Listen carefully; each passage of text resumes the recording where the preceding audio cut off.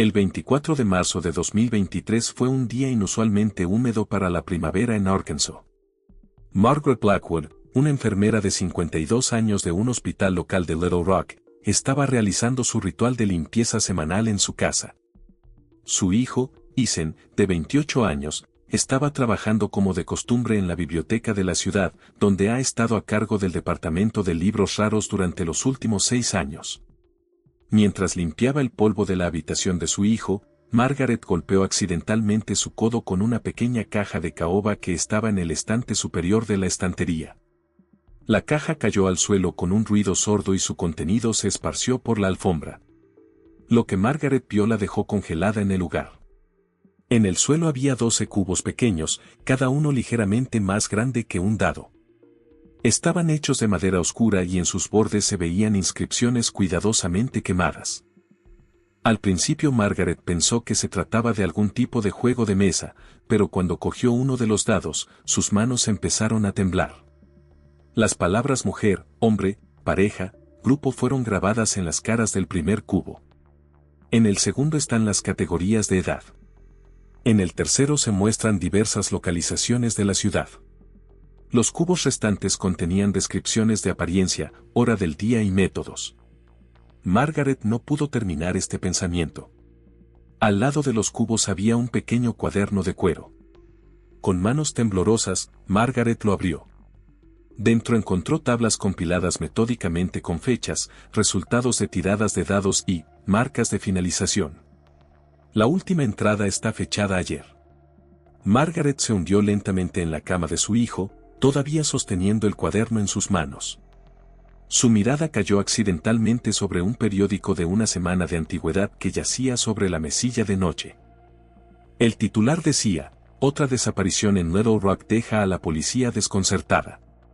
La mujer comenzó a relacionar las fechas del cuaderno con las fechas de las desapariciones reportadas en las noticias locales durante los últimos 2 años. En ese momento escuchó el sonido de la puerta principal abriéndose. Ethan regresó a casa antes de lo habitual.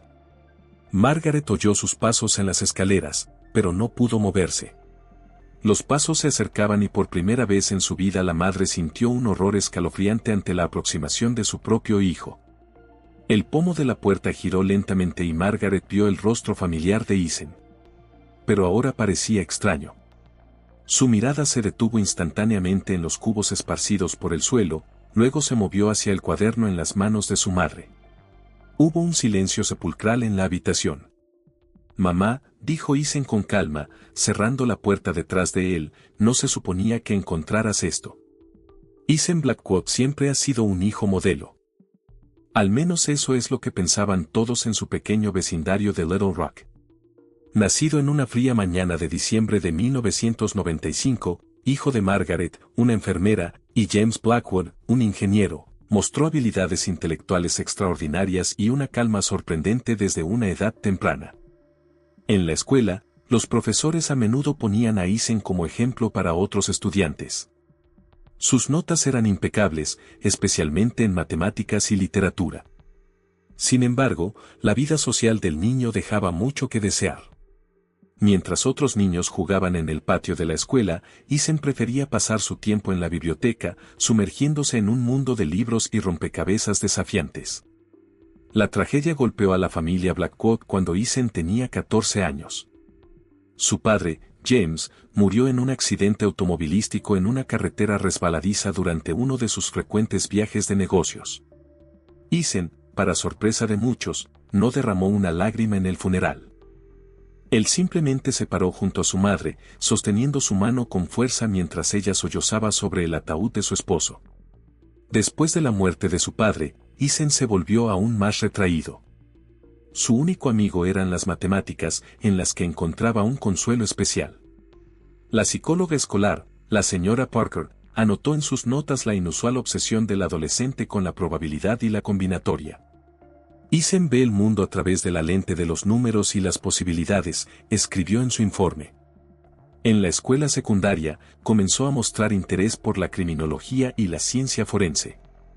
Su proyecto de feria de ciencia sobre el análisis estadístico de asesinatos en serie fue un éxito entre los profesores, aunque causó cierta preocupación en el psicólogo escolar. El trabajo fue tan detallado y esclarecedor que incluso se envió una copia a la oficina local del FBI como ejemplo de investigación destacada. Después de graduarse de la escuela secundaria, Eisen asistió a la Universidad de Arkansas, donde estudió bibliotecología y ciencias de la información. Su tesis de diploma estuvo dedicada a la sistematización y catalogación de libros raros. Mostró un interés particular por los grimorios medievales y los libros sobre ocultismo, lo que no sorprendió a nadie, después de todo, era parte de la historia de la imprenta. Después de recibir su licenciatura, Eisen aceptó un trabajo en la biblioteca de la ciudad de Little Rock. Su meticulosidad y atención al detalle fueron rápidamente apreciadas por la gerencia, y pronto se convirtió en jefe del departamento de libros raros. Sus colegas lo describieron como un joven tranquilo y educado, siempre dispuesto a ayudar. Destacaron especialmente su sorprendente capacidad para encontrar las publicaciones más raras e inusuales a petición de los lectores. En su tiempo libre, a Eisen le gustaba tallar madera, un pasatiempo que su padre le había enseñado una vez. En su pequeño taller casero creó cajas y accesorios de juego increíblemente detallados. Nadie podría imaginar que este inocente pasatiempo se convertiría en la clave para resolver una serie de misteriosas desapariciones en Little Rock. Todos los domingos Eisen cenaba con su madre y le contaba con detalles sobre su trabajo en la biblioteca, los libros raros que pasaban por sus manos y sus planes para el futuro. Margaret estaba orgullosa de su hijo y lo consideraba su mayor logro en la vida. A menudo les decía a sus amigos, mi Eisen es la persona más confiable que conozco. Nunca actúa impulsivamente, planifica todo con cuidado. Después de que los detectives de la Unidad de Delitos Mayores de Little Rock recuperaron los cubos de la casa de los Blackwood, comenzó el minucioso trabajo de descifrar el sistema que Eisen creó. Cada cubo representaba una parte de un complejo mecanismo de selección de víctimas que recordaba a un espeluznante juego de mesa. El primer dado determinaba el tipo de víctima, mujer, hombre, pareja, grupo, azar o salto. El segundo cubo indica rangos de edad, por ejemplo, 18 a 25 años, o 65 años y más. El tercer cubo determinó la ubicación, parque, estacionamiento, calle, tienda, transporte público, zona residencial. Los siguientes tres cubos describen la apariencia, color de cabello, constitución, altura. Dos más determinaron la hora del día y el día de la semana. Los cuatro cubos restantes contenían información sobre el método de comisión del crimen, que los investigadores decidieron no revelar en interés de la investigación. En un cuaderno de cuero encontrado junto con los dados, Eisen mantuvo registros meticulosos de cada lanzamiento. Cada página estaba dividida en columnas, fecha, resultados del lanzamiento, detalles de ejecución y notas adicionales. Los registros se mantuvieron con precisión matemática, algunos acompañados de cálculos estadísticos y cálculos de probabilidad. Los investigadores descubrieron que Eisen no siempre seguía los resultados de los lanzamientos. El cuaderno contenía anotaciones de pospuesto o omitido con las razones explicadas, demasiado arriesgado, preparación insuficiente, alta probabilidad de testigos. Esto indicó que, a pesar de la aparente aleatoriedad de sus elecciones, Blackwood evaluó cuidadosamente los riesgos de cada crimen potencial. Me llamó especialmente la atención el sistema de símbolos en los márgenes del cuaderno. Los puntos rojos indican tareas completadas con éxito, los azules, tareas pospuestas, los negros, tareas canceladas. Al lado de algunas de las inscripciones había pequeñas estrellas, cuyo significado los investigadores aún no habían determinado. Durante el examen de los cubos, los expertos forenses descubrieron que estaban hechos a mano con un tipo de madera raro, el palo negro africano. Cada cubo estaba perfectamente equilibrado, lo que indica una precisión increíble en el trabajo. Las inscripciones fueron quemadas con una herramienta especial que luego se encontró en el taller de la casa de Eisen. Las últimas páginas del cuaderno contenían fórmulas matemáticas y gráficos que mostraban la distribución de probabilidad para varias combinaciones de lanzamientos. Eisen parecía estar tratando de discernir patrones en eventos aleatorios, como si estuviera buscando algún significado superior en su monstruoso juego. Una sección aparte del cuaderno estaba dedicada a lo que Eisen llamaba lanzamientos de control, combinaciones especiales que se suponía determinaban las pausas entre los crímenes. Esto explica la irregularidad de las desapariciones en Little Rock que hasta ahora habían desconcertado a los investigadores. A las 3:47 de la tarde de ese mismo día, el Departamento de Policía de Little Rock recibió una llamada de Margaret Blackwood. La oficial de servicio Rachel Donovan notó una calma inusual en la voz de quien llamó. Margaret habló en voz baja, casi en un susurro, mientras informaba de su descubrimiento. Dijo que su hijo había salido a la tienda y que la policía tardó unos 30 minutos en llegar. Los detectives Michael Hawthorne y Sarah Kelly llegaron a la escena 12 minutos después de la llamada. Margaret los recibió en la entrada, todavía sosteniendo el mismo cuaderno de cuero en sus manos. Mientras los oficiales registraban la habitación de Eason y los técnicos forenses fotografiaban y embolsaban los cubos, ella estaba sentada en la cocina, respondiendo metódicamente las preguntas del detective Kelly. Nunca fue agresivo, repitió Margaret, nunca. Incluso cuando era niño, nunca peleaba con otros niños. Simplemente se sentaba con sus libros. Ella habló sobre cambios recientes en el comportamiento de su hijo, viajes más frecuentes al trabajo, regresos tarde a casa, un nuevo hábito de cerrar con llave la puerta de su habitación. A las 4:22 de la tarde, las cámaras de vigilancia registraron el regreso de Eason. No mostró ninguna sorpresa ni preocupación cuando vio coches de policía fuera de su casa. Aparcó tranquilamente su Toyota Camry plateado del año 2019 y se dirigió a la puerta principal. El detective Hawthorne lo recibió en la puerta. Supongo que mamá encontró mi colección, fueron las primeras palabras de Eason. Se entregó a la policía voluntariamente y sin ofrecer resistencia alguna. Durante la búsqueda encontraron una memoria USB con archivos encriptados y una pequeña libreta con algunos números. Una búsqueda posterior en el domicilio y lugar de trabajo de Eason reveló el alcance de sus actividades. En el sótano de la biblioteca, donde se encontraba el departamento de libros raros, los investigadores descubrieron un escondite. Detrás del falso muro se guardaban los objetos personales de los desaparecidos, carnets de conducir, tarjetas de crédito, joyas. Cada artículo estaba cuidadosamente empaquetado, marcado con la fecha y vinculado a la entrada correspondiente en el cuaderno. El agente especial del FBI Liam O'Connor, que llegó desde la oficina de Washington, notó la inusual metódica del criminal. En mis 20 años de práctica, nunca me he topado con un asesino en serie tan organizado, dijo en una conferencia de prensa. Cada acción estaba calculada, cada detalle tenido en cuenta. Él convertía los asesinatos en una fórmula matemática. La investigación se complicó por el hecho de que no se encontraron los cuerpos de las víctimas. Eason se negó a hablar sobre su ubicación, alegando que eso comprometería la pureza del experimento.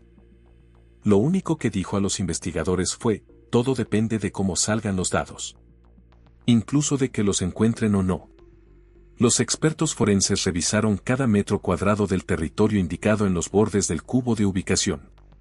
Se incorporaron sinólogos con perros de búsqueda y se utilizaron drones con cámaras termográficas. Zonas de parques de la ciudad, aparcamientos desiertos, edificios abandonados, todo fue revisado con especial cuidado. Un análisis de la computadora de Eason reveló que había mantenido registros meticulosos de todas las desapariciones en la ciudad durante los últimos 5 años, incluidas aquellas no relacionadas con sus actividades. Recopiló recortes de periódicos, informes policiales y creó expedientes detallados sobre cada víctima. De particular interés para la investigación fue el programa que creó, que analizaba los patrones delictivos y calculaba el momento óptimo para el siguiente lanzamiento. Los interrogatorios de Ethan Blackwood tuvieron lugar en una sala especial del Departamento de Policía de Little Rock a lo largo de 7 días. Los investigadores notaron su inusual disposición a cooperar, aunque todas sus respuestas sonaban más como conferencias sobre teoría de la probabilidad que como confesiones de un asesino en serie. No entiendes la belleza del sistema, dijo Eason, sentado frente al detective Hawthorne durante su tercer interrogatorio. Cada tirada de dados no es una mera elección de una víctima. Es una manifestación del puro azar, de la más alta justicia. Yo solo soy un instrumento en manos de la probabilidad. Una evaluación psiquiátrica realizada por la doctora Elizabeth Warren reveló que Eason tenía una forma rara de trastorno obsesivo-compulsivo combinado con sociopatía de alto funcionamiento. Su cerebro percibe el mundo como un modelo matemático, señaló la doctora Warren en su conclusión. Para él, las personas son variables en una ecuación y sus muertes son soluciones al problema. Durante el quinto interrogatorio, Eason de repente comenzó a hablar de su primera víctima. Esto pasó hace 2 años. Mujer joven, 24 años, cabello pelirroja, estacionamiento de centro comercial. Los dados cayeron perfectamente, recordó con evidente placer. Todos los bordes apuntaban exactamente hacia ella. La probabilidad de que se produjera tal coincidencia era de una 10.000ª parte del 1%. No podía ignorar semejante señal. Los investigadores estaban especialmente interesados en el sistema de estrellas del cuaderno. Al 6º día, Eason finalmente explicó su significado. Usó asteriscos para marcar los casos en que la víctima de alguna manera sintió su destino. Algunos de ellos parecían saberlo, dijo. Se dieron la vuelta un segundo antes y trataron de correr. Esto también forma parte del experimento, estudiar la percepción intuitiva de las probabilidades. Durante el interrogatorio, se supo que Eason estaba realizando un estudio paralelo. Estudió la reacción pública ante las desapariciones, analizó informes periodísticos y supervisó el trabajo policial. Me interesaba cómo el sistema de justicia aborda los delitos verdaderamente aleatorios, explicó. Tus métodos de encontrar patrones son inútiles cuando el único patrón es la ausencia de patrón. Se prestó especial atención a su trabajo en la biblioteca. Al final resultó que utilizaba el acceso a libros raros no solo para trabajar. En su colección se encontraron varios tratados medievales sobre adivinación y predicción del futuro. Los cubos siempre han existido, afirmó Eason. Las civilizaciones antiguas los utilizaban para comunicarse con los dioses. Yo simplemente modernicé el sistema. Al 7º día de interrogatorio, Eason de repente se quedó en silencio. Se negó a responder más preguntas y se limitó a repetir una frase: tira los dados. Ellos saben dónde buscar.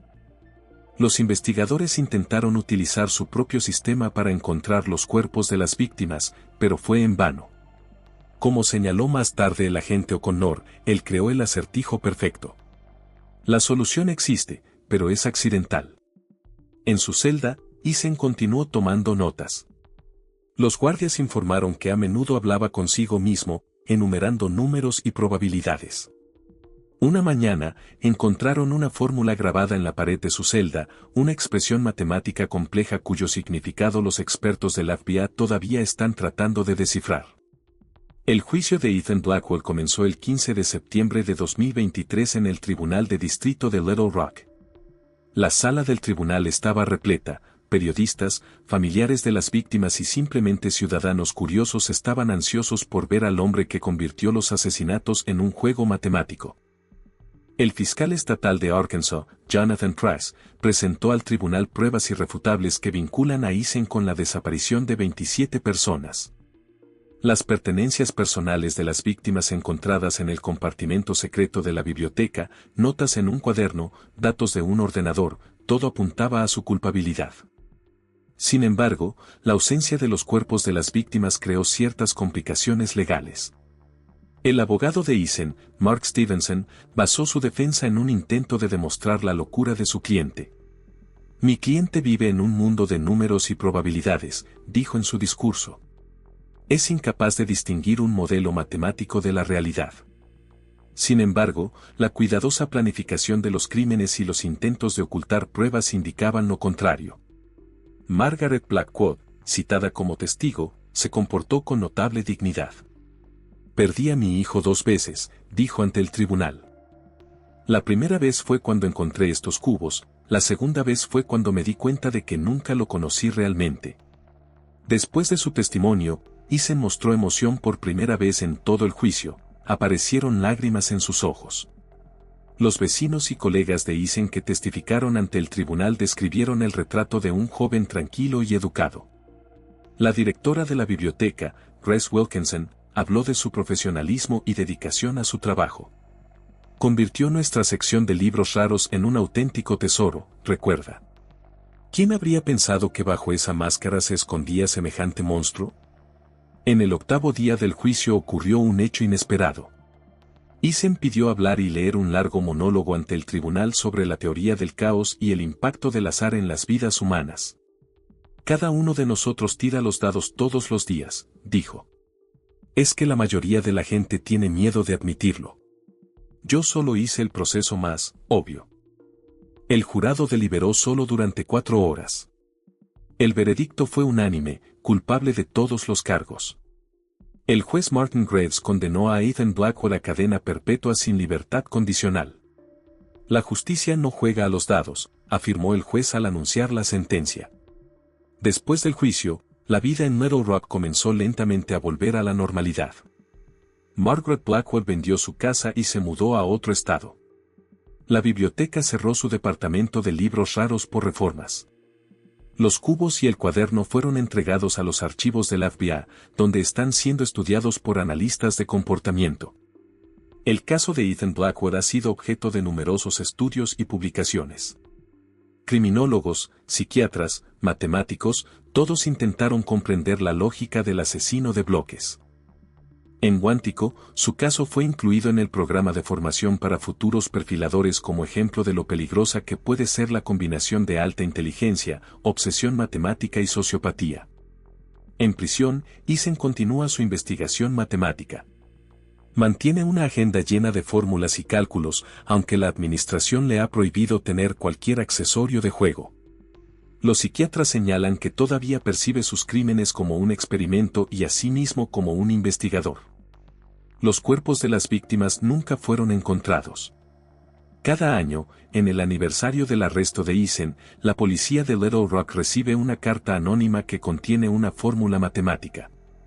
Los expertos creen que se trata de un código para la ubicación de los cuerpos, pero hasta ahora nadie ha podido descifrarlo. Como dijo un investigador, incluso en prisión, continúa con su terrible juego.